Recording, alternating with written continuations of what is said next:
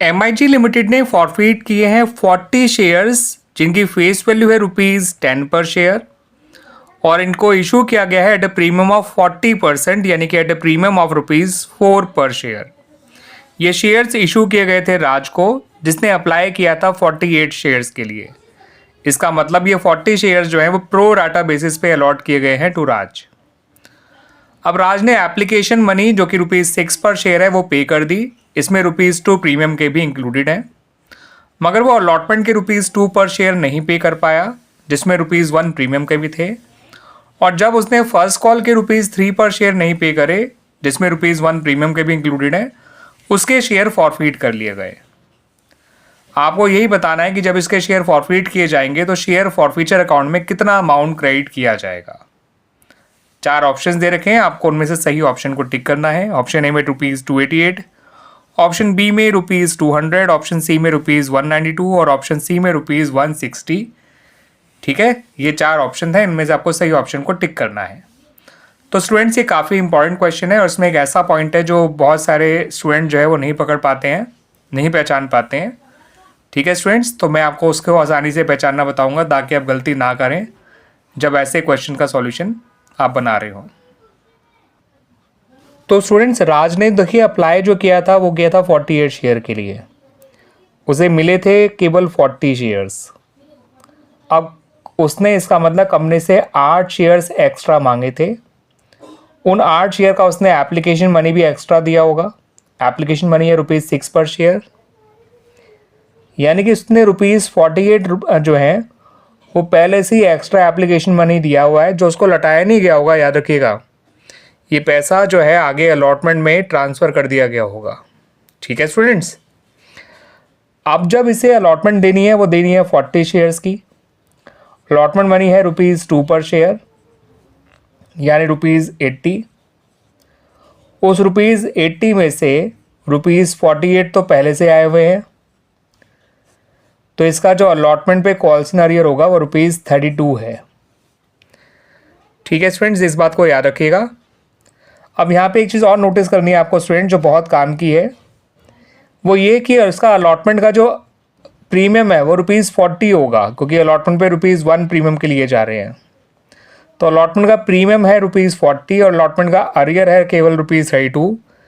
इसका मतलब होता है कि ₹8 जो इनका डिफरेंस है उतना प्रीमियम रिसीव हो चुका है, और बाकी ₹32 जो अरियर है प्रीमियम का ही होगा, अरियर होगा, कैपिटल का अरियर बिल्कुल भी नहीं होगा इसका मतलब। ठीक है स्टूडेंट्स, अब ये प्रीमियम के ₹8 रिसीव हो चुके हैं, तो इस बात का ध्यान रखिएगा कि जब आप शेयर फॉरफिट करेंगे तो अलॉटमेंट का पूरा अरियर डेबिट मत करिएगा, उसमें से ₹8 कम कर दीजिएगा। ठीक है स्टूडेंट्स, इसने फर्स्ट कॉल भी नहीं दी है, फर्स्ट कॉल ₹3 की है, तो इसका फर्स्ट कॉल का अरियर हो गया ₹120। क्लियर स्टूडेंट्स, आइए अब इसका शेयर फॉरफिट कर लेते हैं। इसके शेयर को फॉरफिट करने की एंट्री बना लेते हैं ताकि हम कितना अमाउंट शेयर फॉरफिट अकाउंट में क्रेडिट होगा वो हम आसानी से जान सकें। शेयर कैपिटल को डेबिट करिए, सिक्योरिटी प्रीमियम को डेबिट करिए, कॉल्स इन अरियर को क्रेडिट करिए और शेयर फॉरफीचर को क्रेडिट करिए। इसने एप्लीकेशन दे रखी है, ठीक है, अलॉटमेंट इसने दिया नहीं है, फर्स्ट कॉल इसने दिया नहीं है, इसके आगे का पैसा इससे मांगा नहीं किया। वो आगे का पैसा है कितना वो समझ लीजिए। एप्लीकेशन में कैपिटल के ₹4 हैं, अलॉटमेंट में कैपिटल का ₹1 है, फर्स्ट कॉल में कैपिटल का ₹2 है, यानी जो आखिरी कॉल है वो है ₹3 जो मांगी नहीं गई है। इसने ये और ये नहीं दिया, ये दे दिया है। तो शेयर कैपिटल जो इसका डेबिट होगा वो 40 × 7 से डेबिट होगा, जितना कंपनी कैपिटल का पैसा मांगा है, यानी 280 से। अब इसने एप्लीकेशन का प्रीमियम दे दिया है तो ये डेबिट नहीं होगा, अलॉटमेंट का प्रीमियम नहीं दिया इसलिए डेबिट होगा, फर्स्ट कॉल का प्रीमियम नहीं दिया वो भी डेबिट होगा।